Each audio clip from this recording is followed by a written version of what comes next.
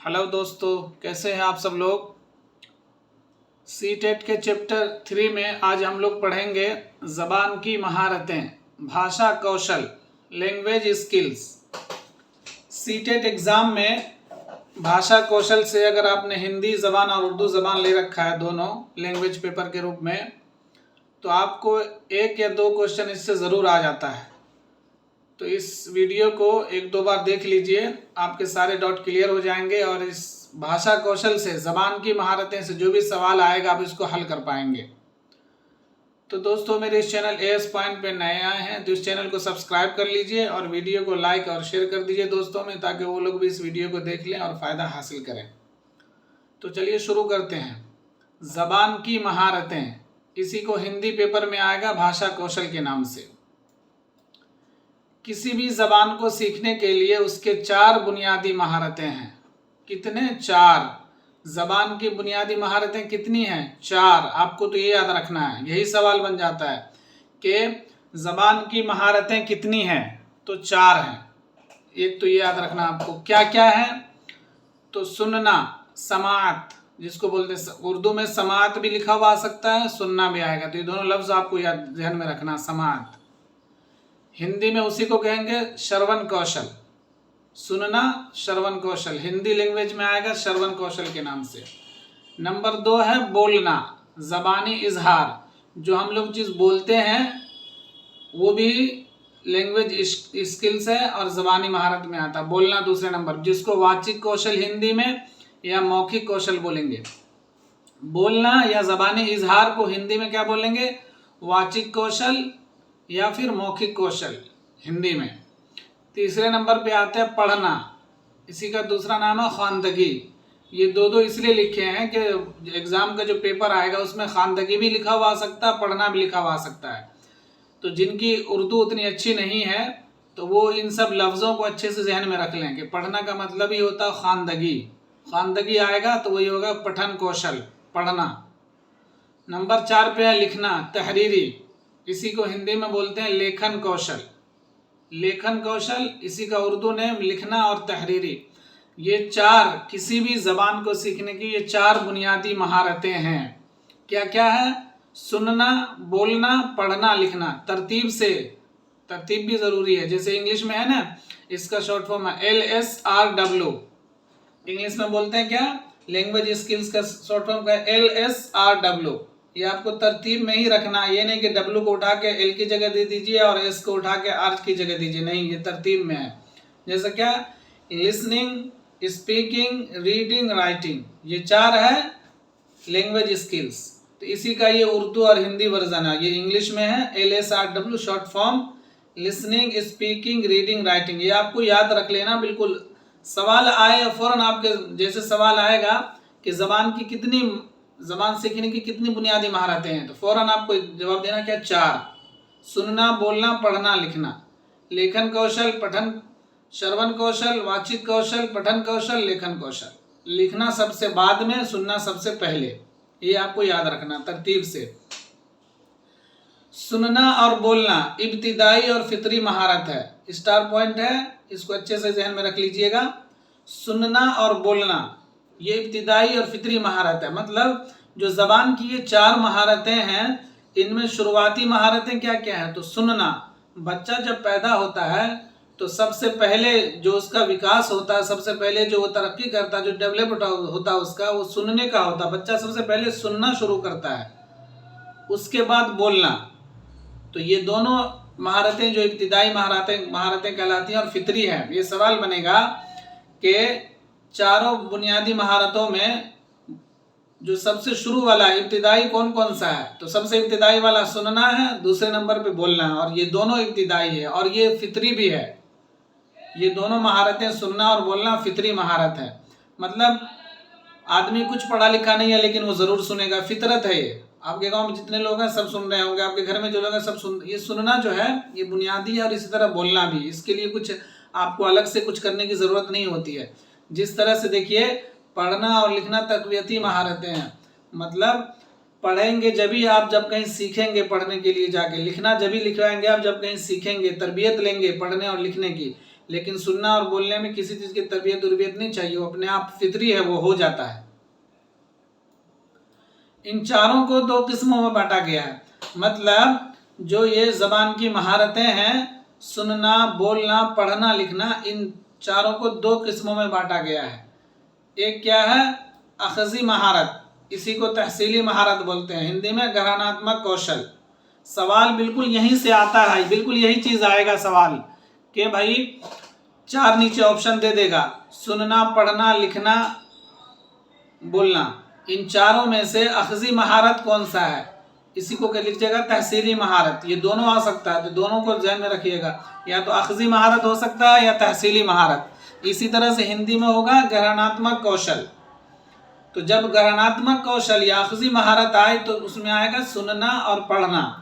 मतलब हम ग्रहण करते हैं, कोई बोलता है तो हम उसको सुन लेते हैं। इसी तरह से किसी ने कुछ लिखा हुआ है, जैसे कोई किताब है, उसको हम पढ़ के समझ जाते हैं, तो ये ग्रहण कर लिया हमने दूसरे की चीज़, दूसरे के जो ख्यालात हैं, उसने अपने किताब में अपने ख्यालात, नाविल अफसाना पढ़ते हैं उनके, या कोई लेटर है, मजमून है, तो उसको हम पढ़ लेते हैं, अख्ज़ कर लेते हैं, तो इसी को अखज़ी महारत बोलते हैं। और ग्रहणात्मक कौशल, ग्रहण कर लेते हैं। इसी तरह से सुनना, कोई बात बोल रहा है, तब उसके बात को सुन के समझ गए, तो इसी को अखज़ी महारत और तहसीली महारत कहेंगे। मतलब कि ग्रहणात्मक कौशल हिंदी में बोलिए, और उर्दू में अखज़ी महारत या तहसीली महारत। ये कौन कौन से? दोनों, सुनना और पढ़ना। ये आपको रट लेना, अच्छे से जहन में बिठा लेना है कि सुनना और पढ़ना जो है ग्रहणात्मक कौशल है, अखज़ी महारत है। दूसरा तख्लीकी महारत, जिसको बोलते हैं रचनात्मक कौशल। तख्लीकी महारत का हिंदी नाम है रचनात्मक कौशल। इसमें क्या आता है? बोलना और लिखना। बोलना और लिखना रचनात्मक कौशल, मतलब तख्लीकी महारत है ये, जिसको तामीरी महारत भी बोलते हैं। तख्लीकी महारत भी लिखा जा सकता है और तामीरी महारत भी। इसी को बोलना और लिखना, बोलना और लिखना तख्लीकी महारत में है। मतलब आप कुछ बोलते हैं तो आप अपने अंदर से तख्लीक करते हैं किसी चीज़ को, तब उसको बोलते हैं। इसी तरह से आप कुछ लिखते हैं तो अपनी जो लिखने की सलाहियत है उसको जाहिर करते हैं कि कोई चीज़ लिख के अपने ख्यालात और जज्बात लिखते हैं, तो अपने जो अंदर के ख्यालात हैं उसको आप जाहिर करते हैं। जैसे कोई अफसाना निगार है, कोई नावल निगार है, वो लिखता है तो वो अपनी जो है तख्लीकी, कहते हैं ना कि फ़लाँ अफसाना का खालिक कौन है, फ़लाँ नावल का खालिक कौन है, तो वही तख्लीक, वो खिलकत है। मतलब खिलकत से बना के उसने अपनी सलाहियत को जाहिर किया है लिख कर या बोल कर। जैसे कोई बोलता है तो अपनी सलाहियत को जाहिर करता बोल के अपनी, इसी तरह लिखता है तो अपनी सलाहियत को। मतलब बोलना और लिखना, ये दोनों क्या है? तख्लीकी महारत। इसी को बोलते हैं रचनात्मक कौशल। आगे चलते हैं दोस्तों। अगर आपने वीडियो को लाइक नहीं किया तो लाइक कर दीजिए, और किसी को शेयर करना चाहते हैं तो शेयर भी कर दीजिए। देखिए, तहसीली महारत जो हमने आपने ऊपर पढ़ा ना अभी, ये अखज़ी महारत, तहसीली महारत, ग्रहणात्मक कौशल, उसी को बता रहा है। इसका ताल्लुक दूसरे की बात, ख्यालात को समझने से होता है। मतलब जो दूसरे की बातें हैं उसको समझना, दूसरे के ख्यालात को समझने से है। अब या तो किसी की बात सुनकर समझा जाएगा या पढ़कर। मतलब जो ये तहसीली महारत है, ये दूसरे की बात को समझने और दूसरे के ख्यालात को समझने से ताल्लुक़ रखता है। अब दूसरे की बात आप दो तरीके से समझेंगे, या तो कोई बोल रहा है तो सुनकर समझेंगे, या उसने कुछ लिखा हुआ है तो उसको पढ़ के समझेंगे। तो इसी को बोलते हैं तहसीली महारत। इसी का दूसरा नाम है अखज़ी महारत। तो ये हो गया तहसीली महारत। दूसरा है ये तख्लीकी महारत। इसका ताल्लुक़ बोलने और लिखने से होता है। यानी बोलकर या लिखकर जब अपनी बात दूसरों तक पहुंचाते हैं और सामने वाला मुखातब आपसे मुतासिर होता है, तो उसी को तख्लीकी महारत या तामीरी महारत भी कहते हैं। मतलब तख्लीकी महारत जो है ये बोलने और लिखने से है। रचनात्मक कौशल क्या है? बोलना, वाचन, लिखना। ये बोलना और लिखना, ये दोनों क्या है? तख्लीकी महारत है। मतलब आप अपनी बात जो है लिख रहे हैं, अपने ख्यालात का इजहार कर रहे हैं लिख कर या बोल कर, और आपकी बात को कोई दूसरा आदमी समझ रहा है, मुतासिर हो रहा है आपकी बात से, तो उसी को कहते हैं तख्लीकी महारत। तो क्या तहसीली महारत क्या क्या है? तहसीली महारत है सुनना और पढ़ना, जो दूसरे की बात को समझने से होता है। तख्लीकी महारत दूसरों को अपनी बात समझाने से ताल्लुक़ रखता है, क्या बोलना और लिखना। तो आप बोल के समझा पाएंगे दूसरे को या लिख के समझा पाएंगे, तो ये तख्लीकी महारत है। ये चारों महारतें एक दूसरे से मरबूत है, इंटरकनेक्टेड है। मतलब ये जो चारों महारतें हैं LSRW, सुनना, बोलना, पढ़ना, लिखना, ये चारों एक दूसरे से मरबूत है, इंटरकनेक्टेड है। सुनना ज़बान की इक्तिसाम में सबसे पहले और बुनियादी महारत में से है। ज़बान सीखने की इब्तिदा सुनने से होती है और ये ज़बानी शक्ल में होती है। मतलब ज़बान की महारतों में से जो पहली महारत है सुनना, ये बुनियादी महारत है और ये सबसे पहले होती है। जो 4 महारतें हैं उसमें सबसे पहली महारत, बुनियादी महारत कौन सी है? सुनना। और ज़बान सीखने की इब्तिदा जो है सुनने से होती है। जब भी कोई ज़बान सीखता है तो सबसे पहले वो सुनने से शुरुआत करता है। उसके ज़बान सीखने की इब्तिदा जो है वो सुनने से होती है और ये मुँह ज़बानी शक्ल में होती है। जैसे कोई कुछ बोल रहा है तो आप मुँह ज़बानी ना सुनेंगे, थोड़ी ना वो जो बोल रहा है आप किताब में लिखा हुआ है। किसी ने कुछ बोला, आपने उसको मुँह ज़बानी सुन लिया, तो ये मुँह ज़बानी शक्ल में होती है। सुनी हुई बातों को हम 2 तरह से समझते हैं। मतलब हम जो बात सुनते हैं उसको हम 2 तरह से समझ पाते हैं। एक तो लफ्ज़ की बुनियाद पर, दूसरा साबिक़ा मालूमात की बुनियाद पर। मतलब जो बात हम सुनते हैं उसको हम 2 तरीके से समझेंगे। एक तो लफ्ज़ क्या है उसको पढ़ के समझ जाते हैं सुन के कि ये लफ्ज़ है। दूसरा साबिक़ा मालूमात की बुनियाद पर। लफ्ज़ की बुनियाद पर, जैसे लफ्ज़ है खाना, खाना लफ्ज़ है, तो आपको कोई खाना खाने के लिए पूछता है तो कैसे पूछेगा? खाना खाना है। मतलब जैसे ये वो सुनने वाला समझ जाएगा कि ये पहला खाने से मतलब है वो खाना, फूड जो होता है, समझ गए ना? ताम जिसको बोलते हैं अरबिक में, फूड जो मतलब दाल चावल गोश्त है, वो खाना समझ जाएगा ये है। ये दूसरा खाने से समझ मतलब है ये पूछ रहा है खाने को, मतलब जिसको ईट बोलते हैं अकल अरबी में, तो वही है।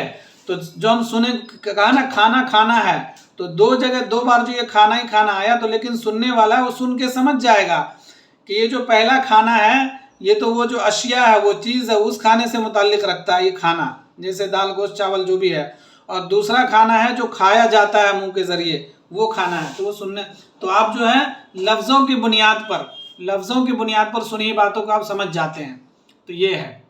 फिर समात की 2 किस्में हैं। नंबर 1 तामुलाती समात, नंबर 2 गैर तामुलाती समात। तामुलाती समात उसको बोलते हैं जिसमें दोनों जानिब से सुना जाए। जैसे मोबाइल पर बातचीत करते वक्त या जब 2 लोग एक दूसरे से मुखातब हो और गुफ्तगू हो रही हो तो उसको तामुलाती समात कहते हैं। मतलब तामुलाती उसको बोलेंगे जब दोनों जानिब से बोला जाए। मतलब फ़ोन पे मैं आपको फ़ोन कर रहा हूँ या आपको कोई फ़ोन कर रहा है, तो आप भी बोलिएगा, सामने वो भी बोलेगा, वो बोलेगा तो आप सुनिएगा, आप बोलिएगा तो वो सुनेगा। मतलब दोनों तरफ से सुना जा रहा है, तो इसको क्या बोलते हैं? तामुलाती समाअत। जैसे या मैं और आप खड़े हैं या आप और किसी के साथ खड़े हैं, एक दूसरे से गुफ्तगू कर रहे हैं, बातचीत कर रहे हैं, तो वो बोल रहा है तो आप सुन रहे हैं, आप बोल रहे हैं तो वो सुन रहा है, तो इसी को बोलेंगे तामुलाती समाअत। गैर तामुलाती समाअत उस समाअत को बोलते हैं जिसमें सुनना फ़कत एक जानिब से हो। समाअत ये लफ्ज़, या अगर जिनकी उर्दू कमज़ोर है तो वो जो लफ्ज़ समझ में नहीं आ रहा उनको समझे। समाअत मतलब का नाम होता है, समाअत का मतलब है सुनना। तो उस समाअत को बोलते हैं, उस सुनने को बोलते हैं जिसमें सुनना फ़कत एक जानिब से हो। जैसे आप मोबाइल पर कोई वीडियो देख रहे हो या फिर रेडियो सुन रहे हो या मुअल्लिम जब क्लास में लेक्चर दे रहा हो, तो उसको गैर तामुलाती समाअत बोलेंगे। मतलब गैर तामुलाती समाअत ये है कि एक ही तरफ से बोला जा रहा है और एक ही तरफ सुना जाएगा, कोई एक तरफ सुनेगा। जैसे आप वीडियो देख रहे हैं मोबाइल पे, टीवी पे, तो वो टीवी में जो रिकॉर्ड है या लाइव है वो बोल रहा है, आवाज़ आ रही है, आप सुन रहे हैं, तो मतलब आप ही सुन रहे हैं। वो रेडियो या आपका मोबाइल जो वीडियो देख रहे हैं वो नहीं सुन रहा है, सिर्फ आप सुन रहे हैं। इसी तरह से आप रेडियो सुन रहे हैं, रेडियो पे कोई समाचार सुन रहे हैं, क्रिकेट मैच देख रहे हैं, कमेंट्री सुन रहे हैं या कोई और दूसरी चीज़ ऐलान सुन रहे हैं रेडियो पे, तो सिर्फ आप सुन रहे हैं, वो रेडियो नहीं सुन रहा आपकी बात, आप सुन रहे हैं। तो ये एक जानिब से होता है, इसको बोलते हैं गैर तामुलाती समाअत। या इसी तरह से क्लास में प्रोफेसर साहब लेक्चर दे रहे हैं, तो वो लेक्चर वो दे रहे हैं और आप सुन रहे हैं, तो आपका सुनना क्या होगा? गैर तामुलाती समाअत। दोस्तों अब इसमें जब लिखना सिखाने के चंद मंदरजा अज़ील तरीक़े उसको बताएंगे। अभी पढ़ना और पढ़ना और क्या था, एक सुनना, बोलना, पढ़ना, लिखना, ठीक है ना। तो उसको अब जो बातें रहेगी उसको बाद में दूसरी वीडियो में पूरी करेंगे। इस वीडियो में हम आपको बता रहे हैं लिखना सिखाने के चंद मंदरजा झेल तरीके हैं। एक है अबजदी तरीका, दूसरा मॉन्टेसरी तरीका, तीसरा पेस्तालोजी तरीका। मतलब बच्चा को जब लिखना सिखाते हैं तो किस किस तरीके से लिखना सिखाया जाता है वो बातें बताई गई हैं इसमें। एक क्या है अबजदी तरीका, मॉन्टेसरी तरीका। ये लफ्ज जैसे आएगा ना, नया लफ्ज है, तो ये सब लिखना सिखाने से मुताल्लिक है। पूछा जाएगा अबजदी तरीका क्या है, 4 ऑप्शन दे देगा अबजदी तरीका, तो आप कंफ्यूज रहेंगे, पता नहीं होगा। तो ये लिखना, लिखाने से, तहरीर से मुताल्लिक है, राइटिंग से, अबजदी तरीका। इसी तरह से मॉन्टेसरी तरीका, ये भी लिखना से, राइटिंग से है। पेस्तालोजी तरीका, ये लफ्ज इस सबको याद रखिएगा, ये लिखना से मुताल्लिक है। ये सवाल बन जाएगा। अबजदी तरीका ये लिखना सिखाने का कदीम तरीका है। इसमें बच्चों को हरूफ तहज्जी या हरूफ को मिलाकर लिखना सिखाया जाता है। जो अबजदी तरीका है ना, ये जो है सबसे कदीम तरीका है। देखिए आगे है स्टार पॉइंट में, लिखना सिखाने का सबसे कदीम तरीका है अबजदी तरीका। ये सवाल आएगा, 4 ऑप्शन दे देगा आपको, मॉन्टेसरी, पेस्तालोजी, अबजदी या और कोई भी एक 4 दे देगा, और उसमें सवाल होगा कि सबसे कदीम तरीका कौन सा है, तो यही है अबजदी तरीका। लिखना सिखाने का सबसे कदीम तरीका, सबसे पुराना तरीका अबजदी तरीका। इसमें बच्चों को पहले हरूफ तहजीब लिखना सिखाते हैं, अलिफ बा या ABCD आ इस तरह से लिखते हैं, फिर इसके बाद उसको मिलाकर लिखना सिखाते हैं। जैसे ए को बी में मिला दिया, बा से अलिफ मिला दिया, इस तरह से लिख, पहले अलग अलग सिखाते हैं हरूफ तहज्जीब, फिर मिलाकर लिखना सिखाते हैं। लिखना सिखाने का सबसे कदीम तरीका क्या है, अबजदी तरीका। ये याद रखिएगा, ये सवाल बनेगा, सीधा सवाल आ जाएगा कि सबसे कदीम तरीका कौन है, आपको याद रखना अबजदी तरीका। एक ये जो लफ्ज होते हैं ना, इन पेस्तालोजी, मॉन्टेसरी, अबजदी, इसको 2-3 बार अपने जबान से इजहार करिएगा, तलफ्फुज करिएगा, तो ज्यादा दिनों तक याद रहेगा और आप समझ भी पाइएगा अच्छे से, अपने जबान से पढ़िएगा तो। नंबर 2 पे है मॉन्टेसरी तरीका। मॉन्टेसरी तरीका की खालिक मारिया मॉन्टेसरी हैं, जो इटली की रहने वाली थी। मतलब मॉन्टेसरी तरीका की जो खालिक है, जिसने इस तरीके को ईजाद किया था, उसका नाम था मारिया मॉन्टेसरी। उसी के नाम पर यह तरीका रखा गया, मारिया मॉन्टेसरी, जो इटली की रहने वाली थी।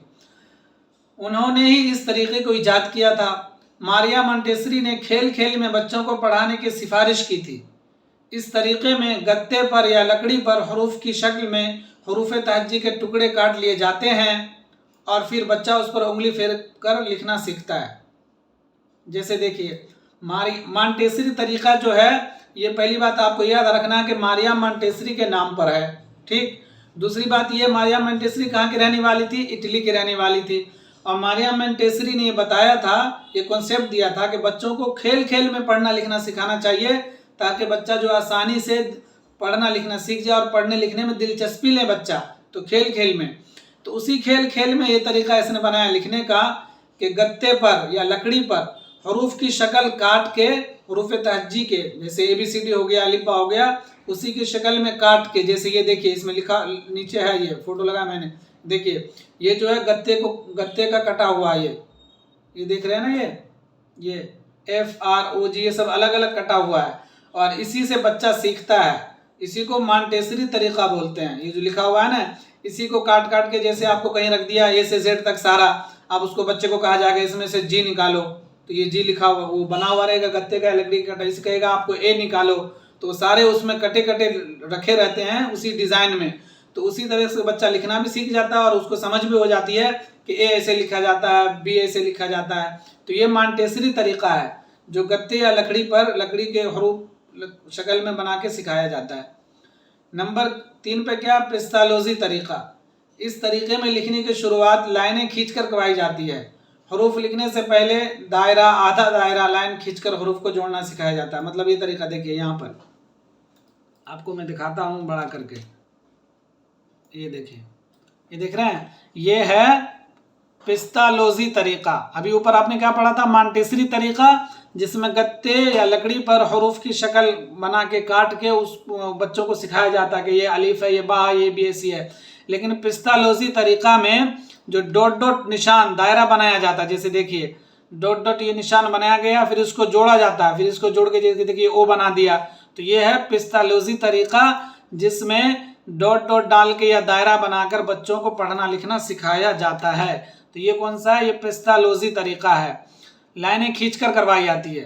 पेस्टालोजी तरीका में लिखने की शुरुआत जो है लाइनें खींचकर करवाई जाती है, और जब लाइन खींचते हैं तो उसमें पूरा होता नहीं, फिर उसको डॉट के जरिए पूरा मिलाते हैं, ए बना दिया फिर बी बना दिया, तो पेस्टालोजी तरीका है। तो दोस्तों आज की इस वीडियो में ज़बान की महारतें, भाषा कौशल से मुताल्लिक जो बातें बताई गई हैं, इस वीडियो को आप 2-3 बार देख लीजिए। देखिए सवाल में सिर्फ यही इसी तरह डायरेक्ट सवाल आ जाता है, कोई और अंदर गहराई ऐसा कुछ नहीं है इसमें। सीधा सीधा पूछ लेगा कि ज़बान की महारतों में से बुनियादी महारत कौन सी है, तो सुनना बोलना, ठीक है।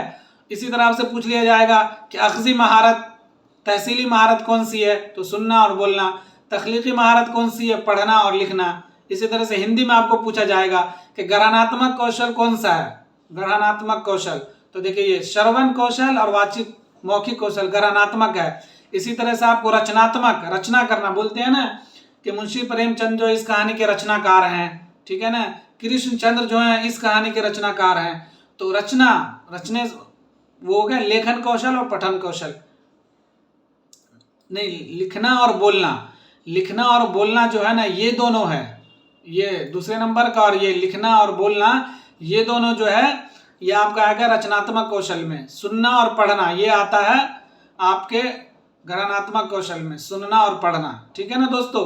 तो इस वीडियो को लाइक और शेयर कर दीजिए। अगर चैनल को सब्सक्राइब नहीं किया तो सब्सक्राइब कर लीजिए, आपको इस तरह की वीडियो मिलती रहेगी।